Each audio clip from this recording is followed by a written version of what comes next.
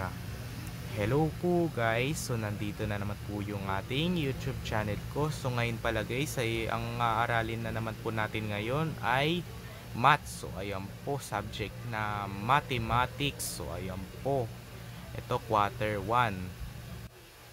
Okay, ito na. Pero guys, ganito, so meron na tong sagot. Sinagutan ko kasi to nung Fridays. Ay hindi. Nung ano pala, nung Saturday na walang pasok yun, sinagutan ko yan. Ngayon, wag na natin sagutin to sa video. Papakita ko na lang sa inyo yung sagot. So ito guys, papakita ko sa inyo yung sagot. Wait lang. Yan, hirap ibuklat. Didikit kasi. Didikit kasi guys. So ito yung sagot ko guys. So ayan yung sagot ko. Ayan. So basahin nga natin guys. Basahin. Pero itong mathematics guys ay English din. So ayan po, English din to. So mahihirapan na naman tayo guys. So okay lang yan guys. Kasi nung pinag-aralan na namin yung math, sa notebook lang talaga. Pero Tagalog siya. So hindi siya English, Filipino na ano na mathematics. So ngayon English pala to. Yan. Tara, basahin na natin directions. Okay, directions. Use the sample. Ito kasi yan, pag nakaganito yan, ang ibig sabihin dun ay greatest than. Greatest than ba yan? Hindi pala.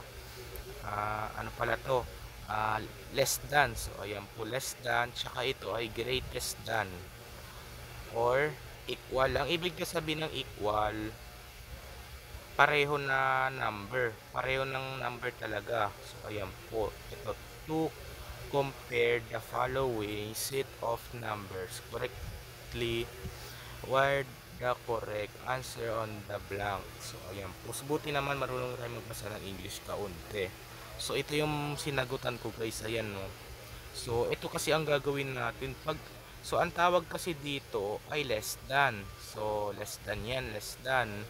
So, kasi ayaw niya sa maliit, gusto niya sa malaki. So, ayan po. Kasi ito yung pinakamalaki. Kasi yung yung 9 na to, nasa hundreds place, malaki. Tsaka itong 6, nasa ano, nasa hundreds place din, maliit. So, ayan po. Kasi yung sa thousands place, pareho silang 8. So, ayan po, pareho na number na 8. At saka dito sa 6, ay hindi sila magkapareho kasi ito yung pinakamalaki kaya ito na lang yung gine-greatest than niya. So halimbawa guys, so try nga natin isulat dito.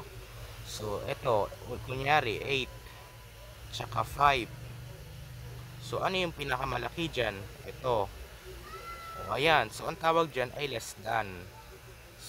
Hindi pala, greatest than pala, greatest than. So ito naman guys, so halimbawa ito, nandito yung 4 tsaka nandito yung 9. So, ibig sabihin ay paharap yan dito. Kasi kinakain niya kasi yung pinakamalaki guys.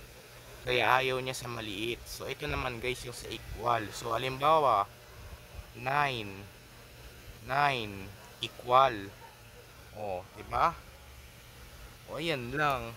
So, meron pa tayong sinagutan dito guys. Ito pa. Meron pa tayong sinagutan.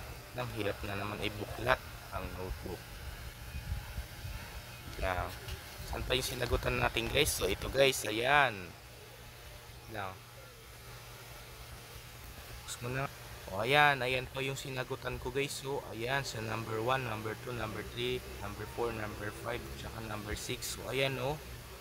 So ito kasi guys, basahin natin sa letter A. Arrange the following numbers in increasing order. So ayan po. So alam mo ba yun guys? So kasi uunahin na muna natin yung pinakamaliit. At saka kung ano yung una ng pinakamaliit, ito na. So halimbawa, yan, sunod-sunod na yan. Aayusin natin yan. Kasi pag sa number 1, magulo yung mga number. Magulo. So aayusin natin hanggang sa pinakamaliit hanggang sa pinakamalaki. Ayun ang number. So ito guys, so ayan. Tsaka sa number 2 din, ganun din. Tsaka mayroon din pa palang pabaliktad. So ito sa letter B, basahin natin. Arrange the following numbers in decreasing order. So, ayan po. So, pabaliktad naman yan. So, pinakamalaki hanggang sa pinakamaliit. So, baliktad naman yun. So, sa number 5, ganun din. Ayan. So, yan po guys. So, dito na lang po tatapusin ng ating video vlog guys. So, i-like and share.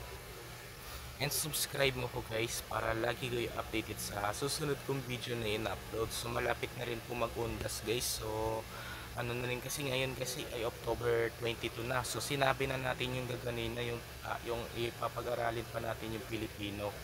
So ilang araw na lang ba bago mag-undas guys. So kasi October 22 na ngayon 2024.